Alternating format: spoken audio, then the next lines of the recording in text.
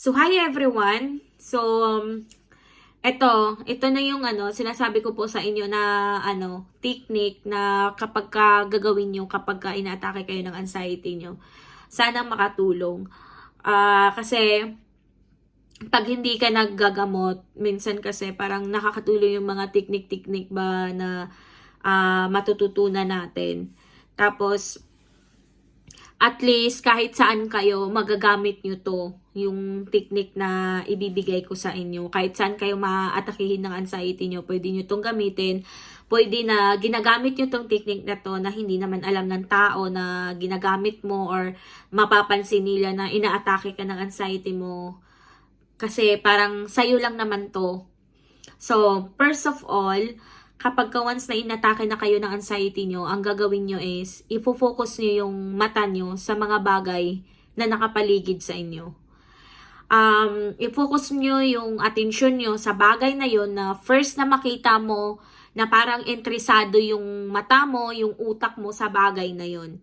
So, instead na yung utak mo is nakafocus doon sa sa bagay na nagpapatrigger ng anxiety mo, pag nagtingin ka sa isang bagay tapos doon mo na ituon, yung parang mapapalitan yung bagay na nagpapa-stress tayo kasi doon ka nakatuon sa bagay na yon na tinitingnan mo.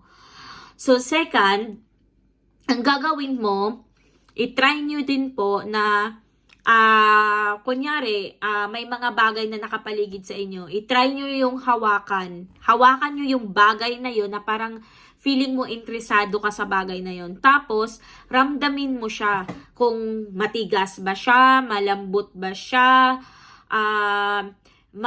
gaspang ba yung texture niya.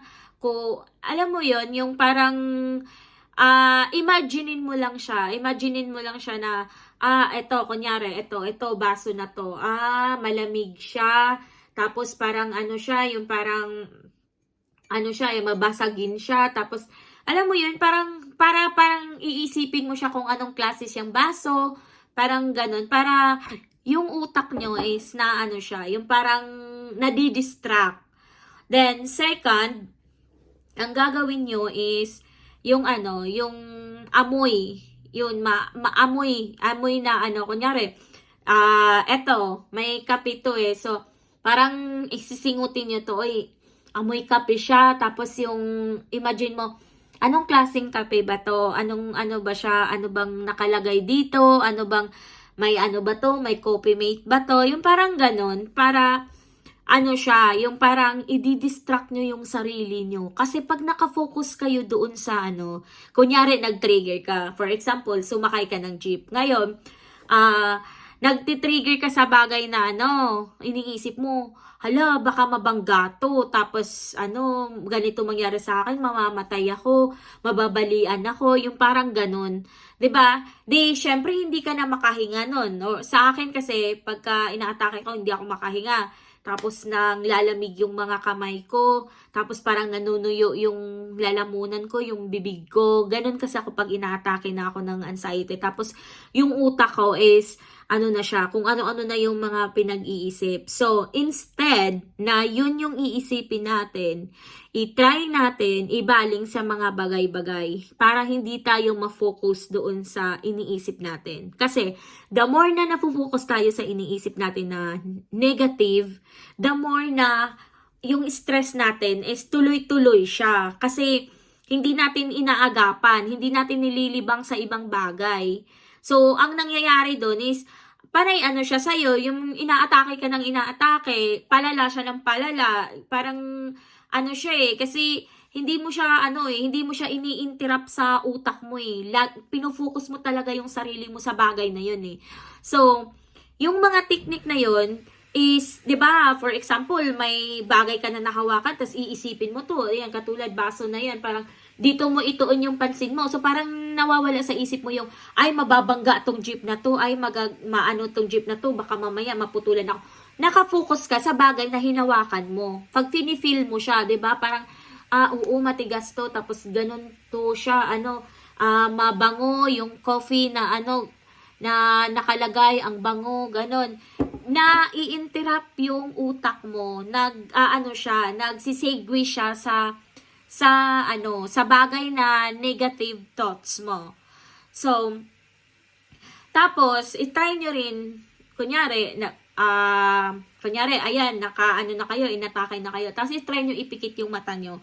Tapos, pakiramdaman nyo yung mga nasa paligid nyo. Maingay ba? Anong tunog ang meron? Ipo-focus mo yung mga sarili mo dun. May umiiyak ba na bata? May aso ba na tumatahol? Alam mo yun, parang dadalhin mo yung utak mo dun instead na i-focus mo yung utak mo doon sa negative thoughts mo na what if.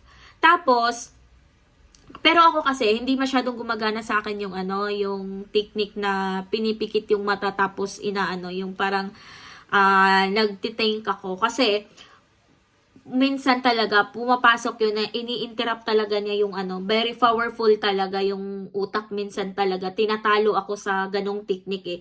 So, ang ginagawa ko, yun, ipofocus ko yung mata ko sa mga bagay na parang interesado. Tapos pinipilit ko yung sarili ko na yun ang iisipin ko. Hindi yung nasa utak ko na pumapasok na, ay, ganito, ganyan. Kasi, kung palagi ka doon, ma-stuck talaga yung utak mo doon. At saka, pag nandun ka sa sitwasyon na ganon talaga, mahirap talaga. Mahirap pagka, alam mo yung papayaan mo lang yung sarili mo. Palala talaga siya ng palala. So, hindi mo nai-interrupt yung mga nangyari. Hindi mo pag hinayaan mo yung utak mo. Kaya dapat, tayo mismo, gagawa tayo ng paraan para ma-distract tayo. Ma-distract natin yun yung negative thoughts natin. O kaya, pag may friend kayo, kasama nyo, instead na mag-isip kayo, kausapin nyo yung friend nyo, kausapin nyo yung mga kasama nyo, kayo ng topic na para yung utak mo malilibang, siya, yung hindi siya mag-iisip ng kung ano-ano. Importante din yun eh, yung may kasama ka, magbiyahe kayo. Instead na, kasi minsan kasi pag nagpaparelax tayo, lalo na pag nag-isa tayo, yung utak natin kung saan-saan umiikot eh. Kung sa ano-ano yung mga pinag-iisip hanggang sa napunta tayo sa point na nakakapag-trigger sa anxiety natin or depression natin. So, once na-stuck ka doon, ayun, aatakihin ka na nun. Pero, so, dapat nga talaga, sa mga tao na may anxiety, may depression, dapat talaga may mga supportive silang friends, may supportive silang family, kasi once na parang nararamdaman na nila na atakihin sila, at least may sila makakausap, may matatawagan, 'di ba? Parang may mababanding sila para hindi sila makafocus doon, para malilibang yung sarili nila. Yun yung kailangan. Pero pagka may friend ka naman, tapos kunyari, napagsabihan mo na, ay friend, kausap, tapos puro chismis lang, o puro gossip lang, puro ano-ano lang yung mga sinasabi, ay, hindi din yan nakakatulong. Kasi, syempre, negative yun eh. Nag-i-impact na naman yun sa mental natin. So, hindi din siya nakakatulong. Dapat talaga yung friends mo is, yung good listener talaga. Yun yung kailangan, yung family mo, dapat good listener talaga siya na, parang, minsan kasi, pag tayo inaatake, ewan ko kung lahat pero sa akin kasi, pag inaatake ako minsan, ang gusto ko lang, yung pakinggan ako. Hindi ako ini-interrupt. Kasi once na, kunyari, ini-interrupt ka, lalo kasi nanggigigil tayo eh. Lalo tayong nai-stress, lalo tayong nabubwisit. Alam mo yun, yung parang naiinis, lalo na pag sasabihin ang daming comment, tapos hindi naman alam yung mga nararamdaman mo, hindi naman alam yung nasa loob-looban mo, kung bakit ka inatake, kung bakit ganun. Kasi nga, pag ang tao hindi nakaranas, parang easy lang sa kanila magbigay ng advice na, ganito, ganyan, ganyan. Which is, ang kailangan natin, as may stress tayo, masyadong sensitive yung feelings natin. Kailangan natin yung tao na, lagi tayong tama. Kahit yun sa lang yun, yung time na yun na inaatake tayo. Gusto natin na, lang siya, yung okay lang siya ng okay, kung ano sasabihin natin, lang siya, yung aware lang siya na makikinig siya. Kasi, eto kwento ko sa inyo may therapy ako, which is, yung therapy ko dito sa UK. So, syempre therapy siya. Pag nagte-therapy kami, tinatanong niya ako kung anong mga nangyayari, kung anong ikikwento ko sa kanya, kung anong mga pangyayari na nakapag-stress sa akin, nakakapagpasaya sa akin. So, kahit anong ikikwento ko sa kanya, kahit mali pa yon or anong tama ba ako, hindi siya nagko-comment. Ang palagi lang niya sabi, yeah, okay, ganyan talaga, ganun talaga. Wala siyang negative comment, which is nakakatulong kasi pag kinikwento mo yun, tapos yung nakikinig lang siya sa'yo, 'di ba parang pag nakwento mo na lahat, parang gumagaan yung feeling natin. Parang pakiramdam natin may karamay tayo, pakiramdam natin naiintindihan tayo, may malasakit sila sa atin. Ganon. Parang ang sarap sa pakiramdam yung may mapapagkwentuhan ka na hindi ka i-judge, hindi magko-comment ng hindi maganda, hindi kunyari magpapayo, tapos alam mo yun, iba-iba naman yung sasabihin. Alam mo, yung mga ganon. Kaya, napakalaki talaga ng mga tao na may anxiety, tapos may mga supportive na family, may supportive na friends, lucky sila kasi kahit papano, mabilis lang, kumbaga yung mga pinagdadaanan na ganon, mabilis lang nila ma-overcome kasi nga, may mga tao nga nakakaintindi sa kana. Which is, ang mga tao na may anxiety, may depression, tapos napapaligiran pa ng mga negative person, mga negative na taong nakapaligid na walang ibang binibigay kundi stress lang din. Yun naman yung nakakaawa sila. Kasi, bakit? Pagka ganun kasi na walang nakakaintindi sa'yo, parang feeling mo, ikaw lang yung nakakaintindi sa sarili mo, yung ibang tao, dumadagdag kasi yan sa stress mo. So, pag nadadagdagan yung stress mo, siyempre pabigat ng pabigat, palala siya ng palala. Kaya nga dumating sa point na yung ibang tao, nagpapakamatay na lang. Yung ibang tao is, alam mo yun, nagsusugat sa sarili, sila kasi, wala silang mapaghingahan Wala silang mapagsabihan, walang taong nakakaintindi sa kanila. Kinikimkim nila ang lahat sa sarili nila. Instead na mailabas nila, nakikimkim nila sa sarili nila, patong-patong na sa ulo nila. Kaya, yun, sumabog. Wala silang ibang choice, wala silang ibang pamamaraan na gustong gawin, kundi makatakas sa sitwasyon na yun, na gusto na pagod na yung utak kaiisip, pagod na yung utak mo, problema, wala naman nakaintindi sa'yo. Kasi, feeling ng iba, ang stress is stress lang yan. Ang anxiety is anxiety lang yan. Hindi nila alam na para din siyang cancer. Kinakain din ng kinakain yung sarili mo. Kinakain yung utak mo. Nilalason siya. So, pero hindi gets ng ibang tao yan. Kaya minsan, yung mga tao na alam mo yun, yung nagpapakamatay na lang sila, nagbibigti sila na sinasaktan yung sarili nila. Kasi yun na lang yung way na nakikita nila na para maibsan yung sakit na naramdaman nila. For example, nagsusugat sila sa sarili nila. Ba't sila nagsusugat? Kasi gusto nila na ang sakit na naramdaman sa puso nila, ang problemang nasa utak nila is isusugat nila sa sarili nila para instead na yung puso nila ang mararamdaman nila, yung sakit ng puso o dinadala nilang problema, yung sugat na sinugat nila sa sarili nila, yun yung mararamdaman nila. Doon mapufocus, mababaling yung atensyon nila. Kasi nga, wala silang ibang mapagbalingan. Kaya yung iba, iniisip nila, pagod na sila, nagpapakamatay sila. So, kasi yun yung natitink sa sarili nila. Kasi, alam nyo, pagka talaga, yung parang sobrang stress ka na, minsan talaga, mapapasok yan sa utak mo Kasi, lalo na pag wala ka na talagang mahihingahan. Pero which is, very mali naman talaga. Very mali talaga. Huwag nyo po yung gagawin. Kasi, lahat naman po ng problema may solusyon.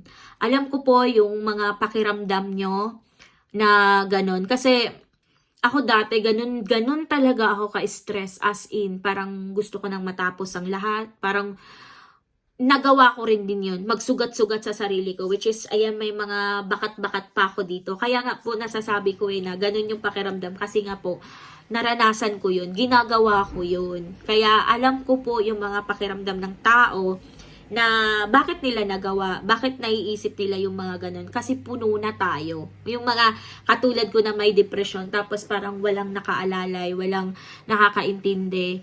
Ang nararamdaman natin is pagod.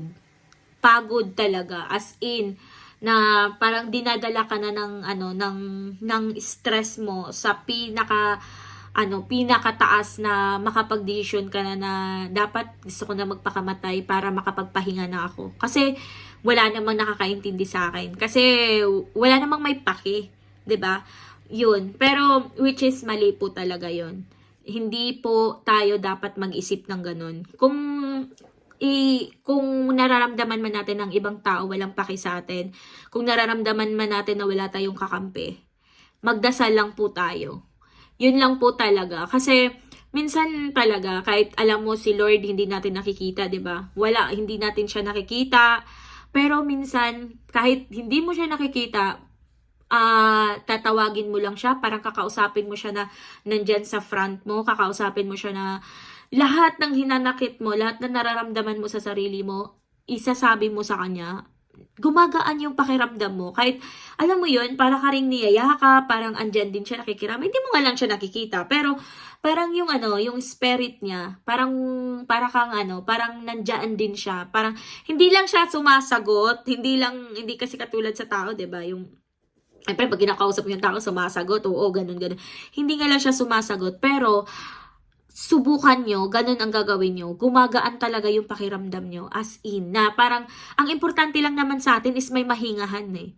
Tapos, kung, kunyari, wala talaga kayong choice na iba, pwede nyong lahat ng sakit na naramdaman nyo, isulat nyo.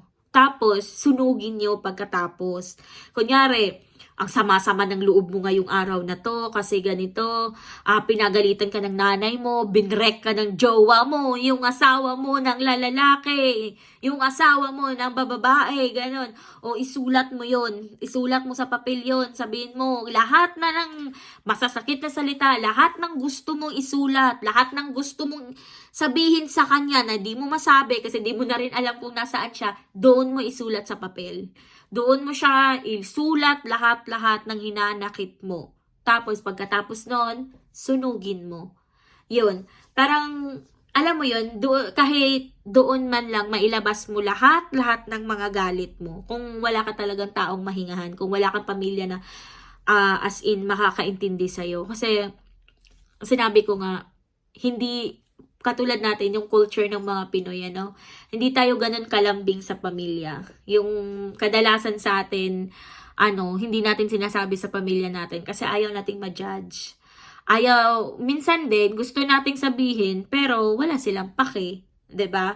Yung parang ganun. So, instead, kinikip natin sa sarili natin, which is very wrong talaga. Kasi the more na kinikip natin, the more na yung problema natin is lumalaki siya. Kasi pagka nandoon siya, kinikip mo siya, tapos may iba ka na namang problema, papatong-patong na siya doon. Tapos ayun na, lalaki na yung yung stress mo, lalaki na yung yung iisipin mo. Ayan, dagdag na naman siya sa mga negative thoughts mo. Kaya, talaga, kailangan, very vocal tayo na pagkatao na hindi natin intindihin. Kung may sigurado naman siguro na may mga kapitbahay tayo, at sa kapitbahay natin sabihin natin yung mga hinanaing natin or sa ibang tao, kahit alam mo yun, kahit may tao lang na makilala mo ba, tapos sasabihin mo, oy, pwede ba kita na makausap saglit, at least hindi mo siya kilala, tapos sabihin mo, may gusto kong sabihin ganito ganon, tapos at least pag hindi mo na kayo nakita, kahit i-chismis ka, hindi ka naman nung kilala eh.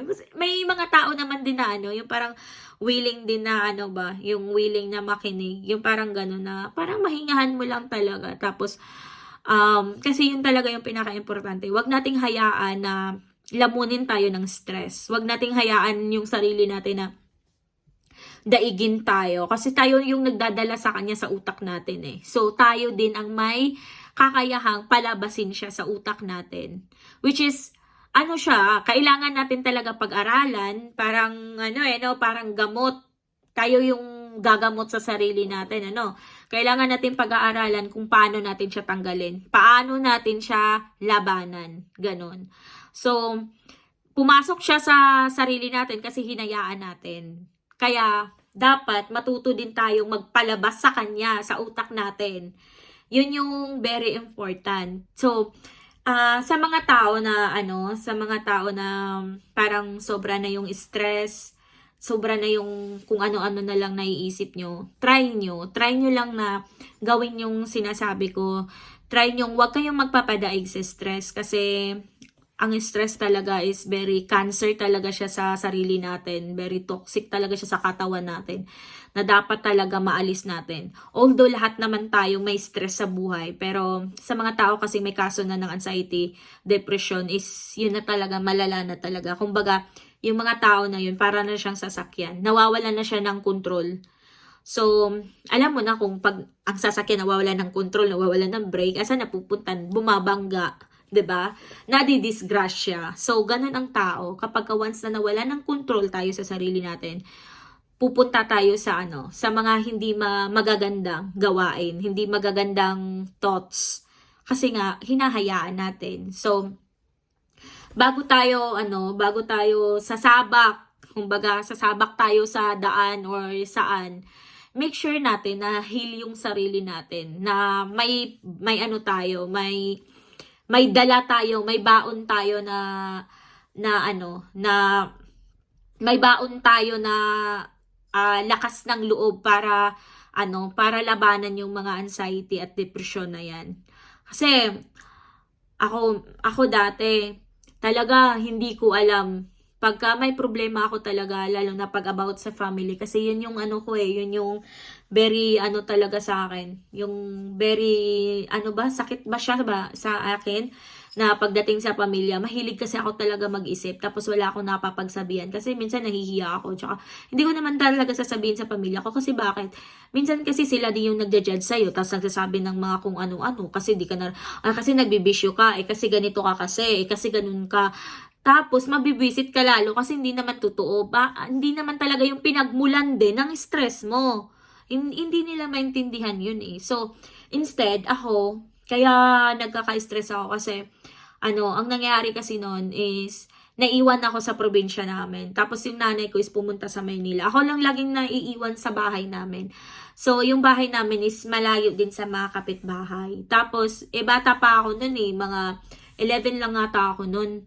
Tapos, alam mo yung bata ka, lagi kang takot kasi 'di ba? Kami nasa parang bundok, tapos yung parang pagpagabi na parang naisip ko, wala may aswang dito, may ganun dito. Tapos iniisip ko sarili ko, bakit iniiwan ako, yung bata-bata ko pa, bakit ganito? Ang daming naglalaro sa isip ko. Tapos pag napapalo ako ng tatay ko, dinadamdam ko yun, iniisip ko, baka hindi ako anak kasi pinapalo ako. Kasi ako naman yung bunso, tapos ganito, ganun. Ang dami talaga. Tapos yung sama ng loob ko, lahat nag-ipon-ipon yun hanggang sa, kasi nga wala nga akong mapagsabihan, wala nga akong yung mahina kasi ako mahina yung mental ko, yung hindi yung mental ko, mahina kasi yung ko, yung pag-iisip ko ba na mabilis siya masaktan, mabilis magdamdam, ganon. So, ayun, hanggang sa ang dami. Tapos mahilig din ako nung mga pag napapagalitan ako, napapagsabihan ako ng hindi maganda. Nasa utak ko yan palagi. Hindi yan siya basta-bastang nawawala. Kaya minsan nga parang pag pinapagalitan ako, pinagsabihan ako ng tao, parang gusto ko pa nga suntukin na lang ako, isaktan na ako. Kasi pag once na na yun, nawawala yun. Pero yung mga salita na masasakit, lagi yun sa utak ko. Lagi yung bumabalik-balik. Tsaka, yun, ayun, nag-i-start yung anxiety ko na yun. Kasi nga, ako mahilig kasi ako magtago ng problema, magdamdam ng problema. Kahit naman din hindi ko damdamin, kahit naman din hindi ko itago, wala din ako mapapagsabihan nga. Kasi nga, hindi nga din nila maintindihan. So, instead na magsabi ka na magsabi sa ibang tao din kasi, tapos comment sila ng hindi maganda, which is nakakadagdag lang din sa stress mo. Mabuti pa kinikip ko sa sarili ko. Pero ngayon kasi, nagkakaroon ako ng idea kasi, ilang years din ako nagsasuffer talaga ng sobrang depressed talaga ako. Ngayon nga syempre may therapy na ako, may mga doktor na ako nakikita dito sa UK, marami na akong na napagdaan ng mga doktor dito. So, syempre, yung technique na binibigay nila sa akin, yun, na nagagamit ko kasi yun. Kaya nga, sinishare ko din po sa inyo. Malay nyo po makatulong. Kasi alam niyo po, ang mahal talaga ng gamot ng ano, ng anxiety ay yung mga depression ang mahal. Dati nung nasa Pinas ako, nagma-monthly ako ng 6K. Na imagine niyo 'yun. Tapos pupunta pa ako ng doktor 3K. So magkano 'yun? Kaya ano, napaka-expensive talaga niya. Tapos kung may mga libre man na gamot na, ewan ko lang hindi ko alam kung may libre ba sa Pinas. Pero kung meron man, syempre pipila ka pa ng kahaba-haba, 'di ba? Kaya ano, mahirap din talaga. Kaya bawal magka-stress. Charot. Hindi, may stress naman talaga tayo pero dapat lalabanan talaga natin. Hindi tayo magpadaig, hindi tayo magpapatalo sa stress na 'yan. Kasi once na na-overcome niyo na yung stress na 'yon, pag marunong na kayo sa mga ano, pasikot-sikot sa stress na 'yan, ano, parang unti-unti mong mare-realize na, ay mali pala yung mga ginagawa ko. Dapat ino-open up ko pala 'to. Dapat hindi ako nahihiya na magsabi ng mga problema. Alam mo, kung may mapapagsabihan kayo ng mga tao na nakikinig talaga sa'yo, ano, huwag kayong mahiyang magsabi sa kanila. Kahit sa isipin niyo i-judge kayo, ano, wala, hindi na, huwag niyong isipin 'yon. Ang isipin niyo na mahalin natin yung sarili natin, na wag lang kayong magsabi sa mga toxic na people kasi di din sila talaga nakakatulong, as in. Pag napapalibutan ka ng mga toxic, ay Diyos ko, lumayo-layo ka kasi lalala ka lang diyan. Kaya ano, yung i-distance niyo po yung mga sarili niyo sa mga taong, alam mo yung puro nega, ganon. Paligiran niyo yung sarili niyo sa mga taong positive lagi mag-isip. Kasi sila ang yung malaking tulong sa atin. Sila yung ano, yung parang matulungan tayong maresolba yung sitwasyon na gano'n. Kasi nakapaligid ka sa mga taong toxic, o di magiging toxic ka rin. Lumalala lang yung sakit mo, lumalala lang yung depression mo kapag ka gano'n. Tapos, yung iba naman kasi na ano, may mga anxiety, kunyari may depression na kayo, iwas-iwas din kayo sa mga bisyo kasi minsan ano, nakakalala din talaga 'yan. Lalo na yung magyoyosi, nakakalala kasi 'yan. Tsaka kung may panic attack ka, iwas-iwas ka rin sa kape. Minsan kasi nag-aano siya alam mo 'yun, nagdadagdag din siya ng ano, ng impact baga siya kasi ano, ewan ko basta, pero kadalasan talaga gano'n. Tapos ano, iwasan niyo nga yung bisyo talaga. Iwasan yung magpuyat, iwasan yung mag-ano, kasi 'pag nasasanay yung sarili niyo, mas mahirap kayo makawala 'pag nasasanay kayo sa bisyo. Dapat 'wag kayong magbisyo kasi alam niyo, mahirap kasi 'pag ipagsabay niyo 'yun, yung stress at saka bisyo. Wala mangyayari nun. Hindi talaga maganda ang kahihinatnan. Kaya hindi ko naman sinabing hindi kayo iinom ng kape iinom kayo ng kape pero wag lang yung sobra-sobra. Tsaka yung bisyo talaga wag na lang kung puwede lang, kung gusto niyo talagang mag-heal agad. Pero nasa sa inyo pa rin 'yun. Sa'kin lang naman is based on my own experience lang naman yung mga sinasabi ko, at saka sa mga natutunan ko as, tao nga din na katulad sa inyo may depression. So, wala namang ano yung ano, kung gagawin niyo, kayo lang din naman kasi kayo naman po yung nagdadala ng mga sarili ninyo. Kayo pong nakakaalam kung saan kayo mapapabuti. Kayo din po yung nakakaalam kung ano yung nakakapagbigay relax sa sarili niyo. So, ayun lang po, kung may tanong pa rin po kayo, wag po kayo mag-hesitate na magtanong, sasagutin ko po 'yan. Tapos ano, kung ano man kung may gusto pa kayong malaman about sa anxiety or ano, basta mag-a-upload pa rin po ako ng video about sa mga gano'n kasi alam ko maraming tao na hindi naman afford talaga magpapa-medicine, magpupunta sa doktor. So, ano, bahala na, ano na, basta i-share ko lang yung kung ano yung nakakatulong sa akin, i-share ko lang. Kung may mga tanong kayo, willing po akong sumagot kung ano man po yung mga katanungan nyo about sa anxiety, mga about sa mga depression na yan, ganun. Tapos, Hindi ako kasi pwede din mag-ano sa inyo kung anong tinitake ko na medicine, mga ganun. Kasi doktor lang din po talaga yung pwedeng magbigay sa inyo nun. Hindi naman pwede yung medicine na tinitake ko ngayon, tapos i-share ko sa inyo. Yung mga, kasi marami akong na-take na medicine. Yung na-take ko dati sa Pinas na medicine is, pinalitan ng doktor ko yun dito. So, hindi ko pwedeng hindi ko pwede kasing i-share kasi mamaya, syempre 'di ba, mamaya bibilhin niyo tapos hindi kayo suitable sa medicine na 'yun. May ano pa naman siya pag bagong inom mo, may mga ano siya, parang ano bang tawag doon? Hindi ko ba basta pag iniinom mo siya may impact siya sa sarili mo bago ka magiging okay. Kasi nga, parang syempre naninibago yung sarili mo. Kaya, hindi ako pwedeng basta-basta magbibigay sa inyo ng about sa mga gamot. Ang pwede ko lang talaga maibigay sa inyo is yung mga technique, yung mga payo na kung anong dapat gagawin. Ayan, I hope nakatulong siya sa inyo. So, God bless us all. Babush!